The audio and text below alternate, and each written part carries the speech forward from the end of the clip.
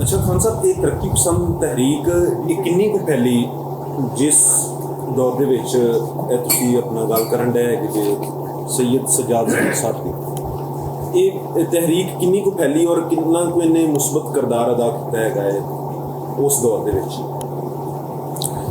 ये तहरीक बहुत ज़्यादा फैल गई सर। इन्हें वाकईतन हर एक अदीब को मुतासर किया। पहले तो ये गल है कि नवा तनाजुर लैके आए और जड़ियाँ रुकावटां जिन्हों आप बोलने वो रुकावटां खत्म करने के पिछे पै गए सारे। जी इखलाकियात गोरा इधर लैके आ रहा, जिस तरह कहते भी तुम जबरदस्ती लगा रहे हो, मतलब एक जुमला बोलते बस नहीं उनकी ही झलक है। असी जरा पढ़ के उन्होंने जोड़े मराकज ने तो पढ़ के आप बाहर निकलने उस तो बाद साढ़े अंदर इखलाकियात पैदा होती है वह बड़ी अजीबो गरीब है। यानी अपने वास्ते असी कहने कि अं सब ठीक करते पे हैं, यानी मोमन बन जाने आप, और दूजे वास्ते ही जनाब हर बंदे को शैतान समझ रहे हैं।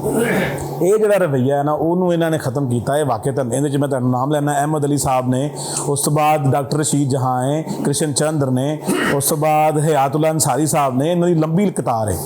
फिर उस तो बाद जनाब इन्हों के जोड़े मौजूद ने हजूर वो मंटो साहब ने, उन्होंने बेतहाशा कम अज़ कम भी मैनू जो लगता है कि 150-200 अफसाना इन्होंने लिखा होगा अपना मंटो ने जनाब। लेकिन इस तहरीक के जेरे असर नहीं रहे हो, क्योंकि एक हकीकत पसंद तहरीक है और एक ये वे इनके दोवां दरम्यान फर्क यह आ कि जेडे इन प्रोग्रेसिव के कोल जाते रहे वो तरक्की पसंद कहलाए हैगी।